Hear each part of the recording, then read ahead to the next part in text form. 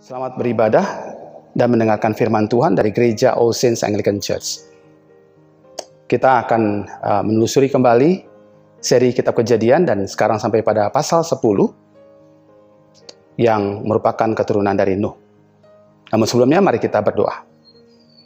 Tuhan, pada saat ini kami berdoa supaya firman-Mu berbicara kepada kami untuk memperlihatkan bagaimana ya Tuhan keinginan manusia di dalam keberdosaan, dalam hal-hal yang diinginkan, sementara Tuhan bekerja dalam kesunyian.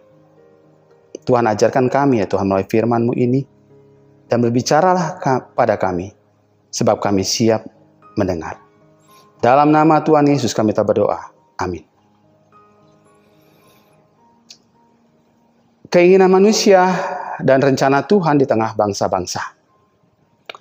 Dari anak-anak Nuh diturunkan silsilah bangsa-bangsa yang muncul dari mereka. Di Kejadian 10. Dilanjutkan dengan catatan tentang kekacauan bahasa yang diikuti penyebaran manusia di seluruh muka bumi. Dalam Kejadian 11 ayat 1-9. Dua peristiwa yang terkait erat satu sama lainnya. Dan yang paling penting bagi sejarah umat manusia dan kerajaan Allah. Silsilah melacak asal-usul suku yang tersebar di bumi. Kekacauan bahasa menunjukkan penyebab pembagian satu ras manusia menjadi banyak suku yang berbeda dengan bahasa yang berbeda. Hari ini kita belajar perkembangan ketiga keturunan Nuh yang mengindikasikan pekerjaan Tuhan di tengah kondisi manusia yang kembali begitu mudah melupakan Allah. Awal hal menarik yang kita temui dari teks bacaan ini adalah ketika disebutkan di ayat 1, inilah keturunan Sem, Ham, dan Yafet, anak-anak Nuh. Namun penjelasan dari silsilah ini dimulai dari Yafet, dimulai dari belakang. Ayat 2, lalu Ham, ayat 6, lalu Sem, yang menjadi terakhir di ayat 21. Daftar keturunan Nuh mengajak kita menyadari begitu kuatnya keberdosaan manusia yang membawa keinginan dirinya untuk dihormati, menduakan Allah dengan uang, lalu menjadi berkuasa. Sementara itu Allah mengerjakan sesuatu untuk membawa manusia kepada keselamatan dalam kesunyian. Pertama-tama, keinginan manusia untuk dihormati dan menduakan Allah dengan uang atau mamon. Hal pertama yang kita telusuri adalah keberdosaan manusia yang telah kehilangan kemuliaan Allah. Sehingga kita cenderung tidak lagi hidup sebagaimana seharusnya dalam memandang ciptaan Tuhan, bahkan sesama. Kalau kita mundur ke belakang, yaitu saat manusia pertama, Adam dan Hawa, jatuh dalam dosa, maka kita membaca bahwa kedua mata mereka terbuka, dan mereka tahu bahwa mereka telanjang. Lalu mereka menyemat daun pohon ara dan membuat cawat. Rasa malu muncul untuk manusia menutupi dirinya. Citra Allah tergores, kemuliaan Allah hilang, dan manusia pun kehilangan sikap menghormati ciptaan lainnya. Kita mulai memandang dan membedakan seseorang menurut bentuk tubuh, wajah, dan apa yang ditampilkannya. Gambar Allah telah rusak, dan kita telah menempatkan penghormatan dan keistimewaan pada sesama pada hal-hal yang lahiriah.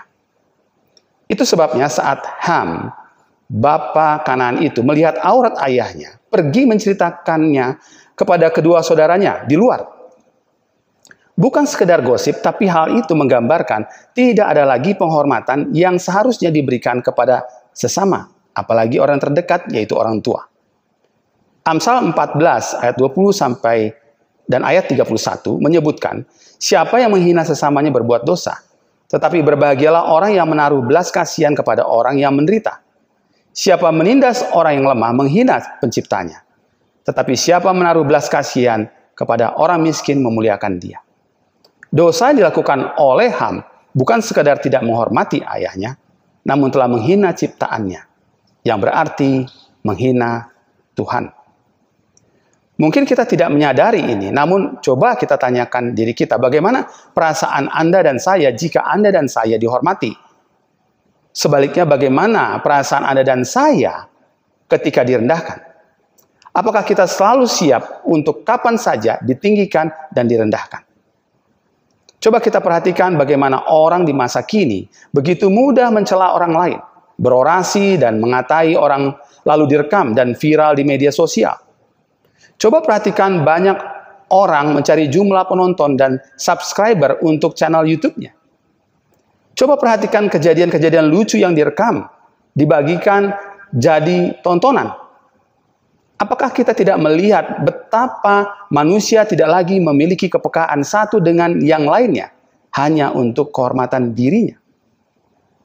Bahkan jika kita menonton sebuah film Hollywood dengan bumbu percintaan, lalu ada adegan dewasa, maka apakah kita menempatkan adegan itu sebagai sikap orang dewasa yang menghormati satu dengan yang lainnya sebagai ciptaan Tuhan? Tidak, bukan?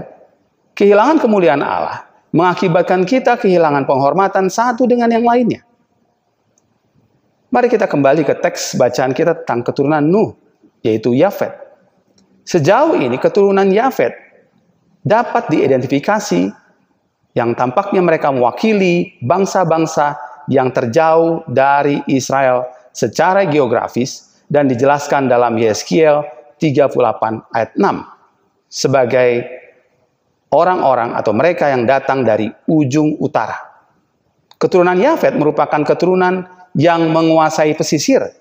Mereka yang menguasai maritim atau kelautan, berpencar sebagai bangsa-bangsa daerah pesisir.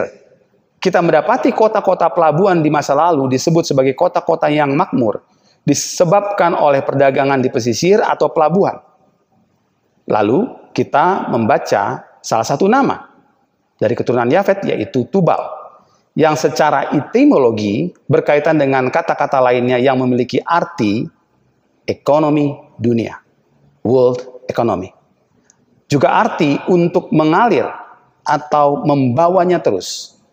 Tubal bersama nama anak dari Nuh lainnya, Yawan, Meseh, dikaitkan dengan sumber kekayaan Tirus dalam Yeskiel 27 ayat 13. Di sana dicatat bahwa mereka berdagang dengan menukarkan budak-budak dengan barang dagangan. Lalu kita bertanya, apa kaitannya rasa hormat dan rasa malu yang dulu Adam dan Hawa tutupi dengan menyemat daun pohon ara dan membuat cawat dengan kondisi keturunan Nuh dan kita saat ini? Kita sekarang menutupi rasa malu, harga diri, kehormatan, dignity dengan menomorsatukan mamon, uang.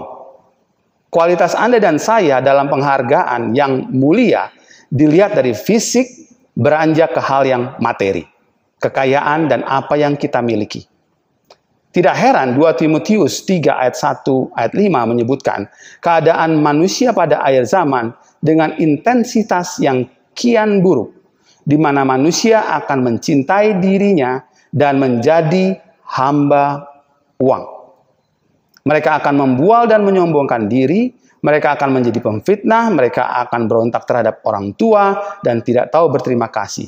Tidak mempedulikan agama, tidak tahu mengasihi, tidak mau berdamai, suka menjelekkan orang, tidak dapat mengekang diri, garang, tidak suka yang baik, suka mengkhianat, tidak berpikir panjang, berlagak tahu, lebih menuruti hawa nafsu daripada menurut Allah. Secara lahiriah, mereka menjalankan ibadah mereka, tetapi pada hakikatnya mereka memungkiri kekuatannya. Jauhilah mereka itu. Catatan penting lainnya tentang hubungan penghormatan dengan hal-hal materi ada di Lukas 16 ayat 14-15, yaitu ketika Yesus menyampaikan tentang Allah atau Mamon dan didengar oleh orang-orang Farisi yang disebut sebagai hamba-hamba uang.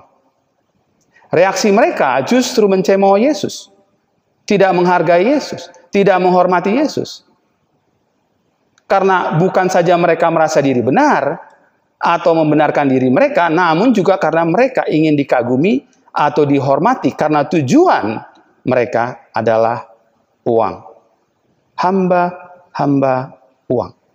Lukas 16 ayat 15 berkata kepada kita dalam bacaan, kamu membenarkan diri di hadapan orang, tetapi Allah mengetahui hatimu. Sebab apa yang dikagumi manusia, dibenci oleh Allah.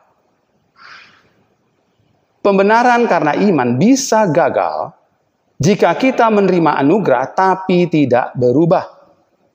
Pembenaran karena iman itu menjadi sesuatu yang sebenarnya tidak kita lakukan dalam iman kita karena kita masih suka dihormati.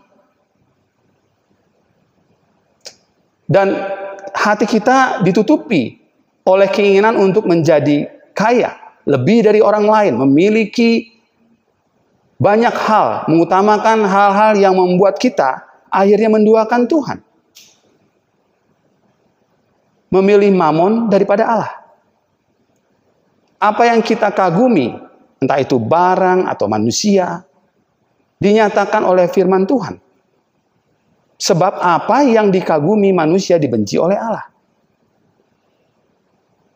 Sama seperti halnya dengan negara. Bisa membangun ekonominya, tapi jika rakyatnya tidak belajar berbagi, selalu mencari perhatian dan hormat, maka sehebat apapun pemulihan ekonomi tidak akan pernah cukup. Menjadikan Allah pusat segalanya bagi setiap orang, kelompok, partai, organisasi, perusahaan, mengharuskan kita tidak mencari apa yang dikagumi oleh manusia dan dunia ini. Tidak mencari harta duniawi. Yang kedua, keinginan manusia untuk berkuasa dan menundukkan. Beberapa dari keturunan Ham mendirikan kelompok orang yang hebat dan berkuasa. Putra Ham, Mizraim, juga dikenal sebagai Mesir. Putra Ham, Kanaan, akan menjadi ayah dari beberapa budaya yang menjadi musuh bebuyutan Israel. Pasal ini menunjukkan asal-usul negara, kota, dan bangsa-bangsa yang menjadi terkenal sepanjang sisa perjanjian lama seperti Magog, Tarsis, Kitim, Kus, Babel, Niniwe, Sidon, dan sebagainya. Nama Nimrod sebagai keturunan Ham mewakili keinginan manusia dan sejarah bangsa-bangsa untuk berkuasa. Disebutkan dalam ayat 8-9. Nimrod, dialah yang mula-mula sekali orang yang berkuasa di bumi. Ia seorang pemburu yang gagah perkasa di hadapan Tuhan.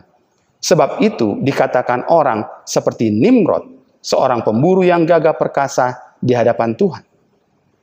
Teks tentang Nimrod ini mengingatkan kita tentang Nephilim di Kejadian 6 ayat 4. Tentang orang-orang yang gagah perkasa namun jahat. Ia bukan perkasa dalam kesalehan. Nimrod yang mula-mula menjadi yang perkasa di bumi menunjukkan seseorang yang membuat dirinya terkenal karena perbuatan yang berani berbuat jahat. Nama Nimrod itu sendiri dapat berarti kami akan memberontak. Menunjukkan beberapa perlawanan yang kejam terhadap Tuhan. Nimrod sebagai pemburu perkasa mendirikan kerajaan yang kuat dan berdirinya kerajaan ini sebagai konsekuensi atau hasil dari kekuatannya dalam berburu. Sehingga perburuan itu paling erat hubungannya dengan pendirian kerajaan.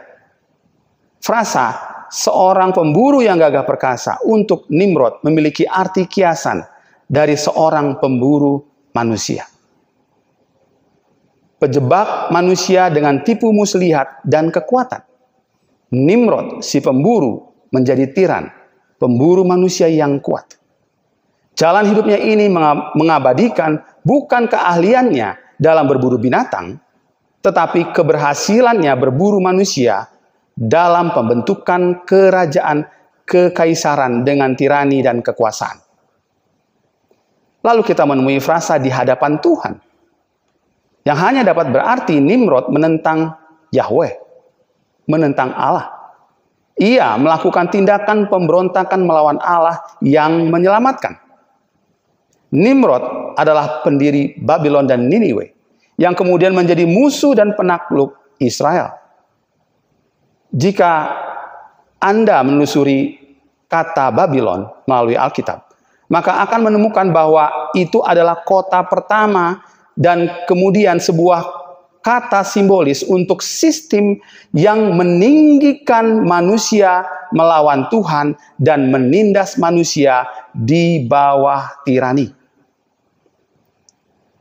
Jadi kita melihat bahwa keinginan manusia untuk dihormati, manusia yang menemukan dan mencari keberhargaan diri yang bukan dari Allah, melainkan dari uang atau mamon, juga mengubah kecenderungan seseorang untuk berkuasa.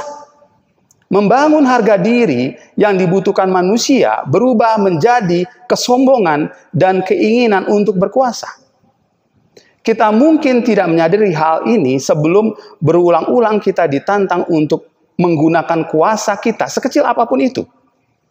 Ada tulisan yang saya baca dalam sebuah akun FB berbunyi demikian. Don't consider my kindness as my weakness. The beast in me is sleeping. Jangan pikir kebaikan saya sebagai kelemahan.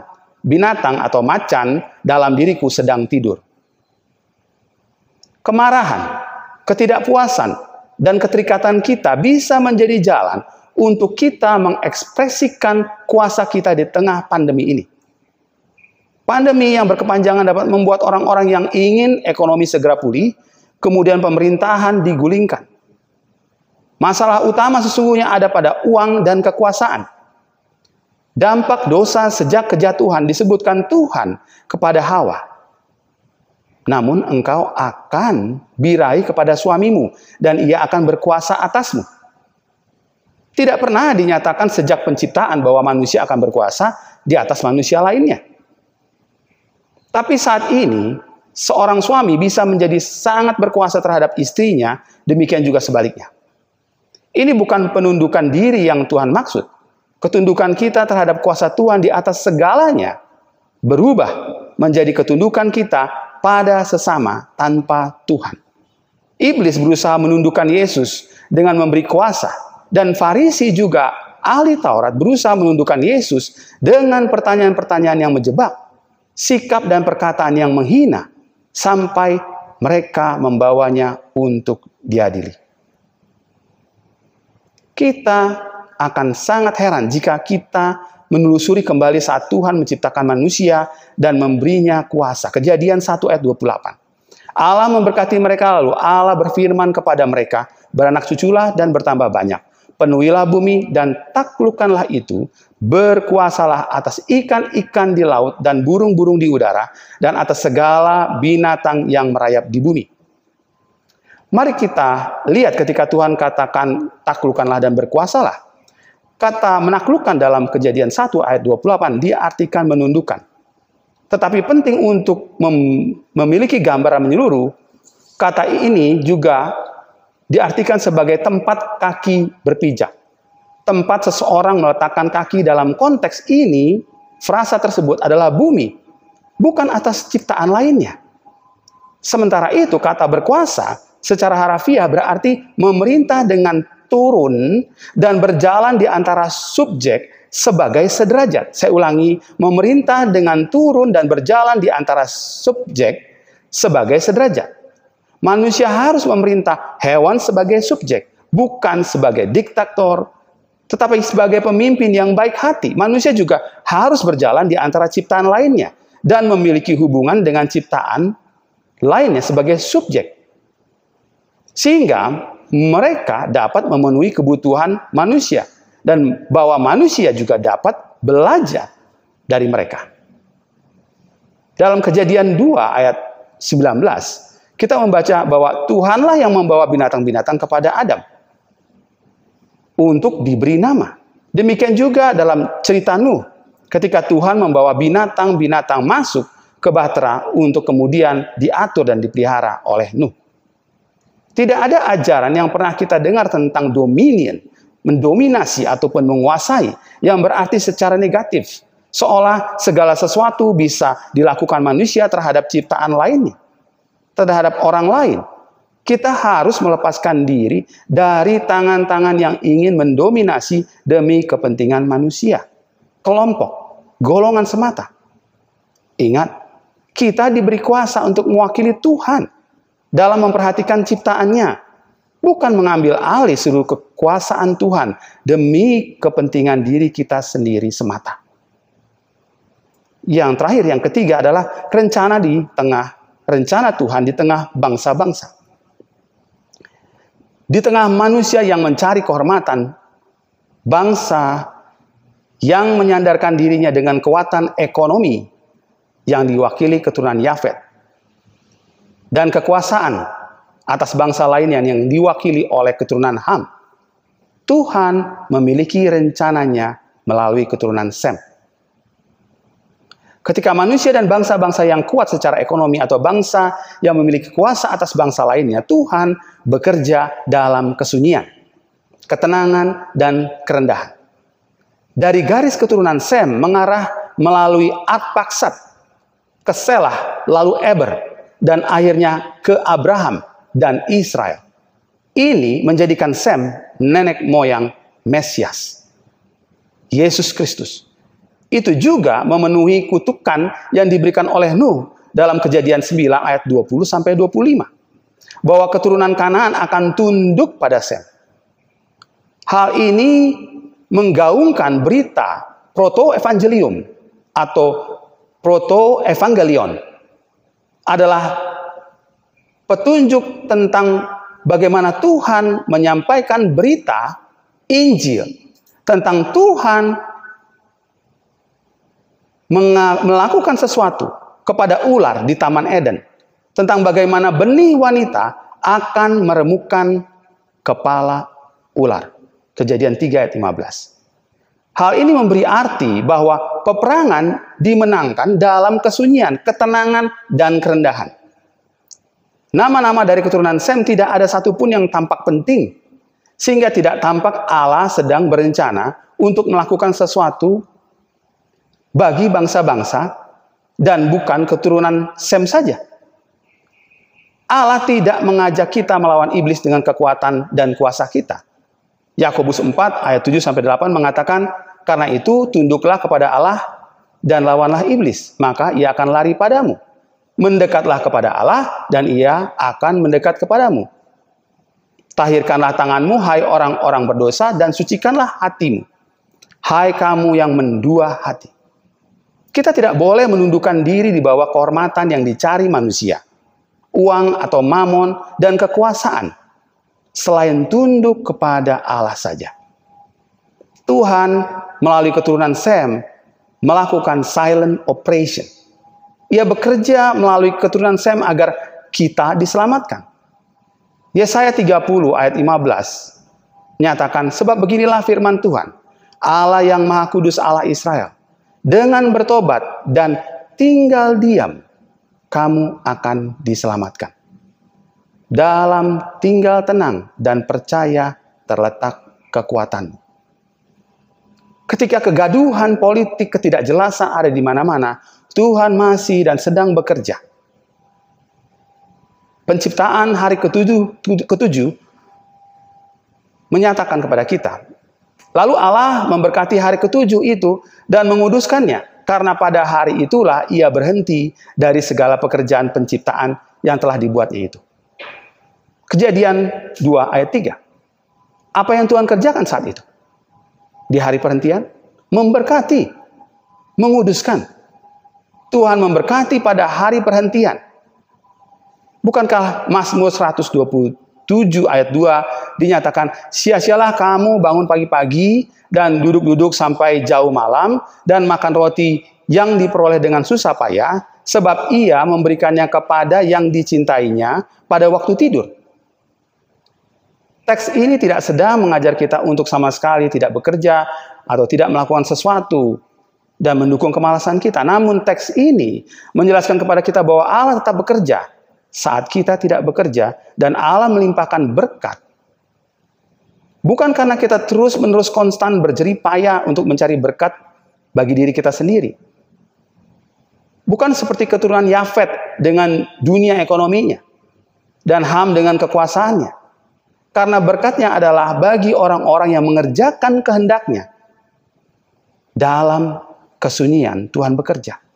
Dalam perhentian. Hari perhentian dikatakan Tuhan menguduskan. Kata kudus lebih tepat diterjemahkan dipisahkan untuk tujuan khusus. Terjemahan lainnya adalah menyita. Saat bangsa-bangsa memisahkan sesuatu untuk bangsanya sendiri dan tidak membuka untuk bangsa lain, Tuhan dalam seketika bisa menyita apapun yang dimiliki seseorang dan bangsa-bangsa yang menguasai dunia secara ekonomi maupun kuasa dalam dunia. Semua ini terbukti dalam sejarah bangsa Israel sendiri dengan Mesir, Babel, Asyur, bahkan Roma sekalipun. Kelahiran Yesus yang kita akan peringati adalah momen penting untuk kita menyambut dengan lagu Silent Night, Holy Night.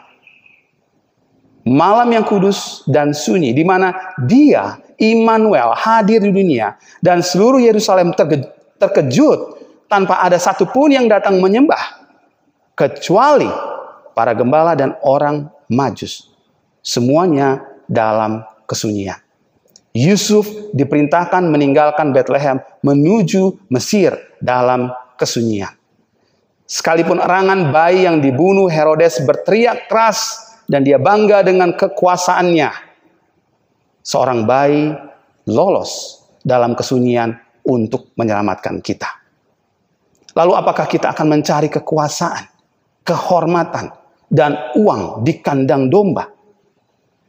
Apakah kita siap akan kedatangan Kristus kedua kali yang seperti pencuri dalam kesunyian?